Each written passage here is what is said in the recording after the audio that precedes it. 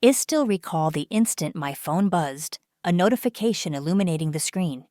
It was a text from Ryan, my spouse of 12 years. A brief text, yet potent enough to dismantle everything I had once held true.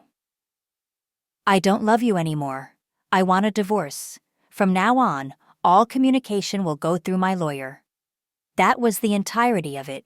No elaboration, no remorse, merely a frigid, calculated choice encapsulated in a handful of detached words.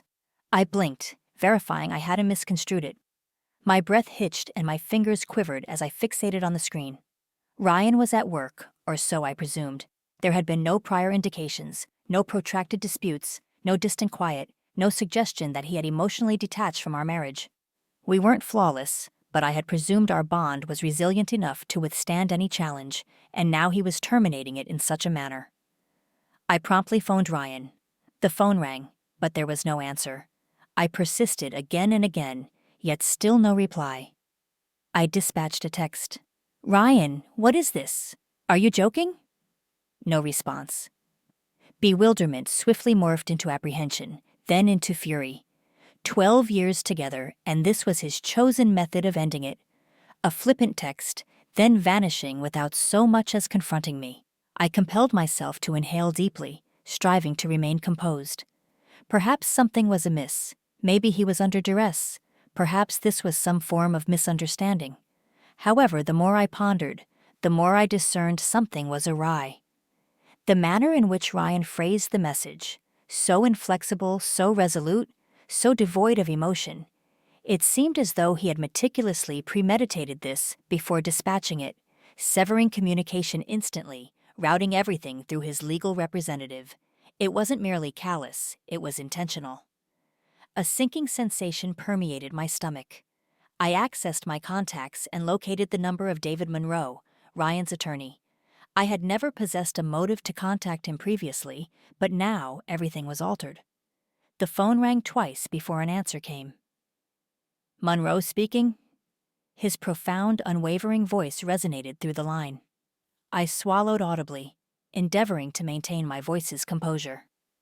"Hello, Mr. Monroe. This is Olivia Bennett, Ryan's wife."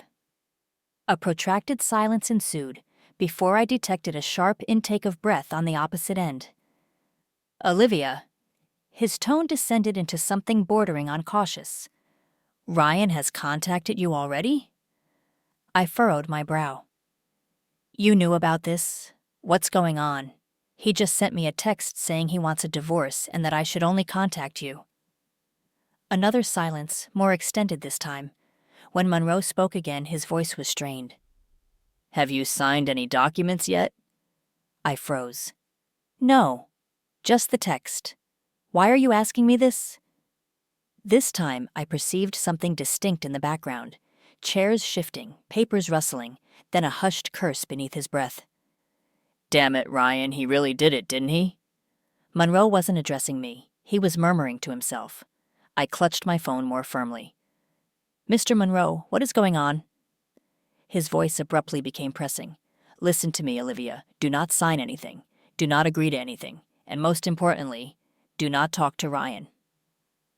A frigid shiver coursed down my spine. "Why? Tell me what's happening." Monroe lowered his voice as though apprehensive someone else might overhear. "I can't say too much over the phone, but you need to understand this. Ryan has been hiding a lot. If he finalizes the divorce before you find out, he keeps everything." I could scarcely fathom what I was hearing. My grasp on the phone intensified, my thoughts swirling. "What are you talking about? Hiding what?" Monroe exhaled audibly, his tone somber. "I can't say more right now, but trust me, Olivia, you need to be very careful. Don't let Ryan know that you suspect anything. If he realizes you're digging, things will get even more difficult." My heart thudded in my chest.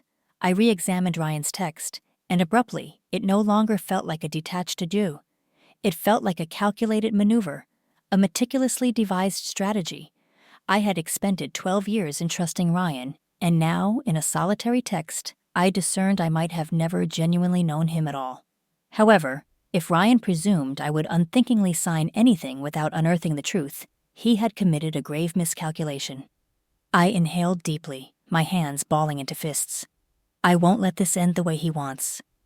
I reclined on the sofa, my phone still in hand, my thoughts consumed with uncertainty. Monroe's words reverberated in my mind.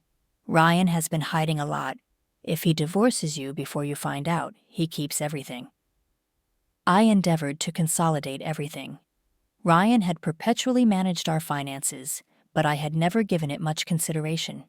He was employed in investments, perpetually occupied with figures and transactions.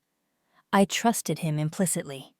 However, now I comprehended I was utterly oblivious to what was genuinely transpiring. Monroe instructed me not to let Ryan know I was dubious, but I couldn't merely remain idle.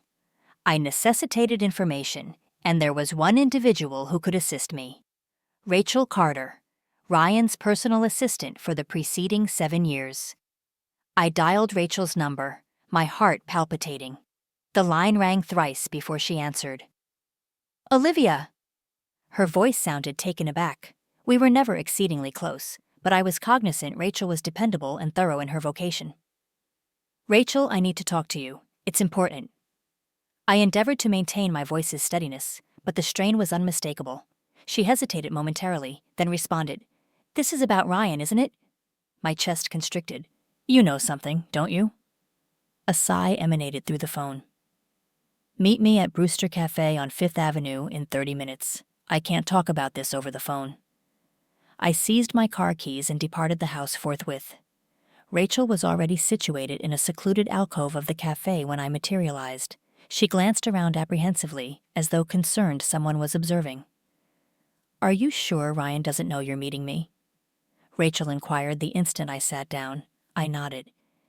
"He's somewhere else and hasn't responded to my messages. I just need the truth, Rachel. You have to help me." She bit her lip, then lowered her voice. "Olivia, I don't want to get involved, but I can't turn a blind eye either.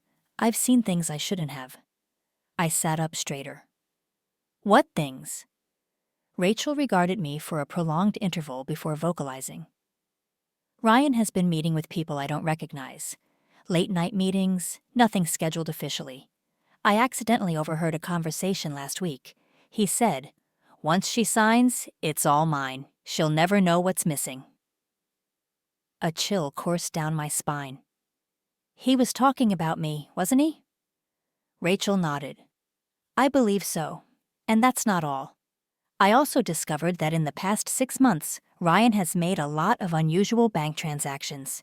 He's been moving large sums of money into an account that isn't linked to the company, and your name isn't on any of the paperwork." A surge of indignation surged within me. "Do you know where this account is?" Rachel shook her head. "I only saw glimpses of some documents, but if I were you, I'd check Ryan's private office. He still keeps a lot of important paperwork there." I clenched my fists. Now I comprehended everything. Ryan didn't merely desire a divorce. He desired to ensure I was left with nothing when it concluded. "I will find out the truth," I murmured. Rachel placed a consoling hand on mine. "Be careful, Olivia. Ryan doesn't give up easily when he wants something." That night, I entered Ryan's home office. He might not be residing here any longer, but I was cognizant he hadn't vacated everything yet. I proceeded directly to the substantial wooden desk in the room's center and unlatched the right-hand drawer. Inside were a compendium of documents, predominantly business records. I sifted through them, scrutinizing for anything anomalous. The second drawer was secured, but I was familiar with Ryan. He was perpetually self-assured that I was uninterested in his professional endeavors, so the lock combination wouldn't be excessively intricate. I attempted his birth date. Incorrect. I attempted our wedding date. A click reverberated in the stillness. I extracted the drawer, my heartbeat accelerating. Inside was a dense folder. I unfurled it, and my breath hitched. A bank statement for an account I had never previously encountered, and the balance, $5.2 million. I blinked several times, ensuring I wasn't hallucinating. Ryan had been channeling a colossal sum of money into this account for over a year. I proceeded to flip through the pages. The transactions were executed routinely, with substantial sums withdrawn from our joint accounts and channeled into this private account. a flawless scheme to retain all the assets for himself following the divorce. Ire surged through me. I had remained by Ryan's side for over a decade, sustaining him, entrusting him, and this was his method of reciprocation. I extracted my phone and captured photographs of every document. Subsequently, I seized a substantial envelope from the drawer and stuffed all the papers inside. I wouldn't permit Ryan to obliterate them before I could utilize them. My phone vibrated. A message from Rachel. "He's looking for you. Be careful." I inhaled deeply, clutching the envelope firmly. If Ryan presumed I would be effortlessly deluded, he had committed a grave miscalculation. I slid my phone into my pocket, exited the office, and secured the door behind me. Ryan's game was concluded. Now it was my turn to retaliate. I departed Ryan's office, my grasp still firm on the envelope, my heart thudding in my chest, not from trepidation, but from the conflagration of indignation consuming me. Ryan presumed he could conceal everything, that I would never discover it. But I was cognizant, and now I necessitated someone who could assist me in transforming this verity into a weapon against him. I extracted my phone and dialed David Monroe's number. This time, he answered promptly. "Olivia." His voice was taut. "David," I stated, my voice frigid. "I found the documents. I know about the secret account, the money Ryan has been hiding for over a year now. I want you to tell me the truth." David remained silent for a few seconds, then sighed. "I suppose you're not planning to sit back and let this slide?" I emitted a parched chuckle. "I think you already know the answer." "Good," David retorted, a trace of gratification in his tone. "Ryan has been planning this for a long time. He moved money into a private account, using shell companies to hide the assets, and if you had signed the divorce papers without knowing legally, you would have gotten nothing." I tightened my grip on the phone. "So, what do I do now?" David hesitated momentarily. "I can't officially advise you because I'm still Ryan's lawyer, but if I were you, I wouldn't let this go quietly. You have evidence, Olivia, and you have the right to use it." I comprehended his insinuation. "Do you know where Ryan is?" David sighed. "He's at his second apartment, the Westwood Tower. I bet he thinks he's already won." I clenched the envelope more firmly, sensing my ire surge, more potent than ever. Then it's time to show him just how wrong he is. The Westwood Tower loomed imposingly in the city's core, its glass facade mirroring the luminescence of the streetlights. I entered the lobby, my resoluteness unwavering. The security personnel recognized me and permitted me to ascend without interrogation. Ryan never altered the entry codes because he never envisioned I would materialize here. The penthouse door clicked open the instant I scanned my keycard.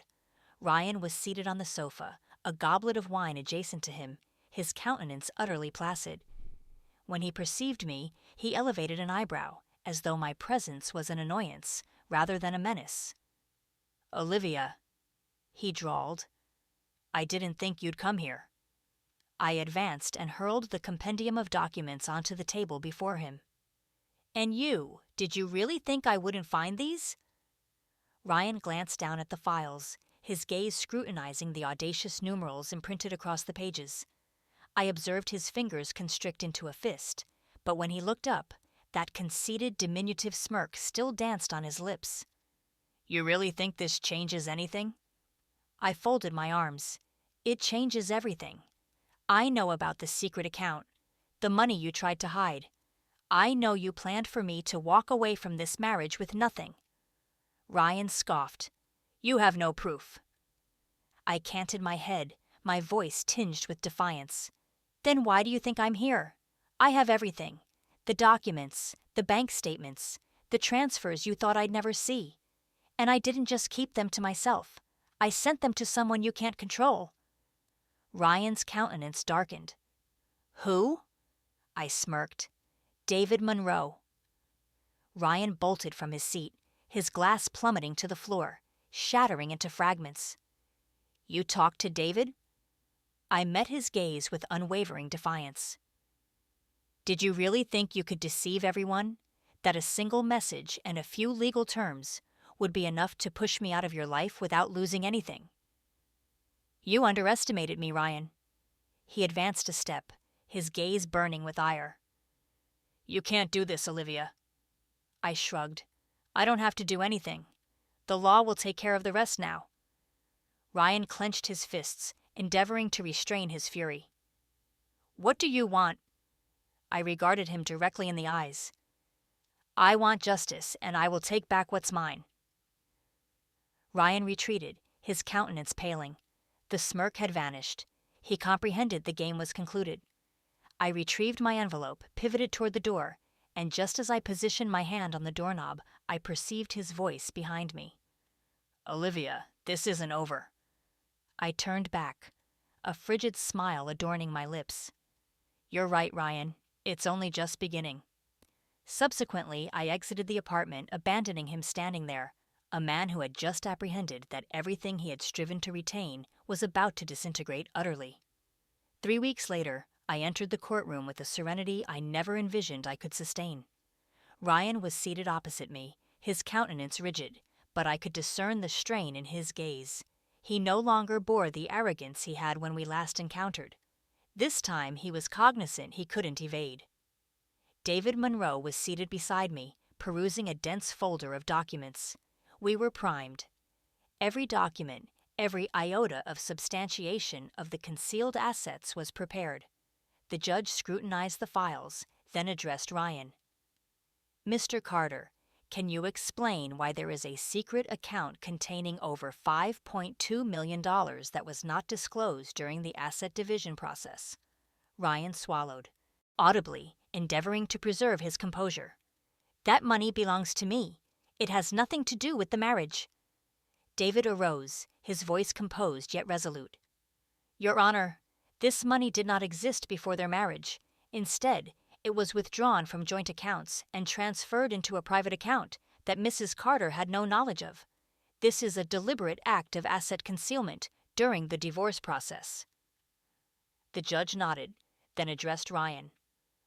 "Mr. Carter, under the law, all assets accumulated during the marriage must be divided equally unless there is a prior financial agreement stating otherwise. You have provided no documentation proving that this money solely belongs to you. Furthermore, the act of intentionally hiding assets can be considered fraud." I observed Ryan's hands clench on the table, his jaw tautening. David persisted. "We also have evidence that Mr. Carter planned for Mrs. Carter to sign the divorce papers before she could discover this money. This clearly shows premeditated deception." Ryan commenced speaking, but his legal representative swiftly grasped his sleeve, signaling him to remain silent. The judge positioned the folder down. "After reviewing the evidence, I rule that the concealed assets are considered joint property. Due to financial fraud, Mrs. Carter will not only receive half of the shared assets, but also an additional 30% of the hidden funds as compensation." The courtroom descended into silence. Ryan remained stationary, while I maintained my expression as composed as feasible. But internally, I sensed a subdued surge of triumph inundate me. Ryan's legal representative arose, endeavoring to interject. "Your Honor, this compensation—" The judge interjected. "I have made my decision. Court is adjourned." A resounding thud of the gavel concluded everything. Ryan no longer possessed the identical self-assurance as he exited the courtroom. I observed him standing in a corner, conversing with his legal representative, his voice brimming with exasperation. When I passed by, he pivoted toward me, his gaze frigid and incisive. "Do you think you've won?" he inquired, his voice subdued and acrimonious. I halted, regarding him directly. "No, Ryan, I don't think I won. I know I did." He parted his mouth as though to utter something, but then desisted. I could discern the capitulation etched across his countenance. Ryan Carter, the man who once presumed he could manipulate everything, was now merely an embittered failure. I pivoted, abandoning him standing there solitary. Word of our divorce disseminated more swiftly than I anticipated. A week following the trial, I received a message from Rachel. "Olivia, have you heard the news?" "What news?" I retorted. "Ryan is losing everything. Investors are pulling out. His company is on the verge of collapse." I fixated on my phone screen, uncertain how to feel. Ryan had erected a robust career in finance, but now the very individuals who once stood by his side were turning their backs on him. No one desired to collaborate with someone convicted of financial fraud in a divorce case. And that wasn't even the most egregious aspect. 3 days later, Rachel messaged once more. Ryan's mistress left him. I wasn't taken aback. The woman Ryan had sacrificed everything for, the one he presumed would remain by his side once I was out of the picture, had forsaken him the instant she discerned he had nothing remaining. Ryan had forfeited not merely legally, but in every facet of his existence. The morning sun streamed through the glass window, reflecting off the steaming mug of coffee in my grasp. I stood on the balcony of my new abode, gazing at the luxuriant verdant garden ahead. A gentle zephyr wafted by, conveying the delicate aroma of jasmine from the hedgerow. I inhaled deeply, sensing the tranquility I had presumed was irretrievably lost. This dwelling was everything I had ever coveted. A luminous, expansive space, not a frigid penthouse or an opulent mansion. It was mine, unequivocally mine, with no affiliations to anyone else. I once presumed that following the divorce I would feel adrift, desolate, but in the culmination, what I had genuinely forfeited in that matrimony wasn't a spouse, it was myself, and now I had reclaimed it all. That afternoon, I reclined on the sofa, relishing the quietude of my new abode. No more strained phone calls, no more apprehensions regarding fiscal duplicity. I retrieved my phone, intending to peruse my itinerary, when a notification materialized. Ryan Carter. I furrowed my brow. It required a moment for me to accept I was perceiving the name accurately. I hesitated momentarily before unfurling the message. Olivia, can we talk? I laughed. A parched, mirthless laugh, not from elation, but at the incongruity of the situation.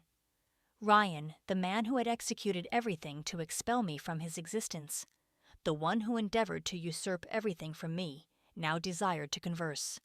I didn't retort forthwith. I leaned back against the couch, fixating on the ceiling. What was he contemplating when he dispatched this? Perhaps he had conclusively forfeited everything. The enterprise, his standing, his wealth. It had all crumbled following the trial, and now with no one remaining by his side, he recollected me. I glided my fingers over the screen, inscribing a few words. Not necessary. Everything between us is over. I paused momentarily, then tapped send. Less than a minute later, another message materialized. Olivia, please, I just want to talk. Just once. Please. Ryan Carter had never been the type of individual to utter that term. I had once implored him to heed me when our matrimony commenced disintegrating. I had once yearned for an authentic discourse, but he never afforded me the opportunity. And now, he was the one supplicating me. I accessed my settings and obstructed his number. Decisive, no vacillation, no more second-guessing, no more instance of vulnerability. I had permitted him to dominate my existence for far too long. A week later, I learned that Ryan had formally vented his penthouse to defray his liabilities. His enterprise had descended into insolvency following a mass exodus of investors. He had nothing remaining. Rachel contacted me that evening. Olivia, you won't believe this. What is it? I inquired, decanting myself a goblet of wine and positioning the phone on speaker. Ryan got abandoned. His mistress left him the instant she discerned he was destitute. I elevated an eyebrow. Really? Yeah, I heard it from someone who used to work at his company. She vanished, severed all contact. Turns out she never loved him. She only loved his bank account. I emitted a chuckle. Now that's ironic. Ryan had relinquished everything for her, and now with his world disintegrating, she departed without a second deliberation. Life invariably possesses a method of reinstating equilibrium. I no longer contemplated Ryan. He was the past, a chapter that had concluded. Now I concentrated on myself, perusing, tending to my diminutive garden, journeying. I sensed more buoyant than ever previously. I hadn't merely reclaimed my assets, I had reclaimed my existence. Ryan once presumed he could manipulate everything, dominate it all, But he overlooked one element. I was no longer the woman who would condone it. I had progressed. And this time, I was genuinely liberated. Life doesn't invariably unfold as we anticipate, but occasionally forfeitures unlock portals to something superior. Olivia once reposed her unreserved faith in her spouse, solely to unearth he had been deceiving her surreptitiously for years. However, rather than succumbing, she arose, reclaimed what was rightfully hers, and most significantly, rediscovered herself. Olivia's narrative is substantiation that equity invariably locates its path to those who merit it, and occasionally the preeminent triumph isn't about wealth, it's about emancipation and self-regard. What are your contemplations regarding Olivia's narrative? Did she procure the culmination she merited, or should Ryan have confronted an even more rigorous admonition? Share your musings in the comments and don't neglect to subscribe to the channel for additional narratives concerning existence, kinship, and equity.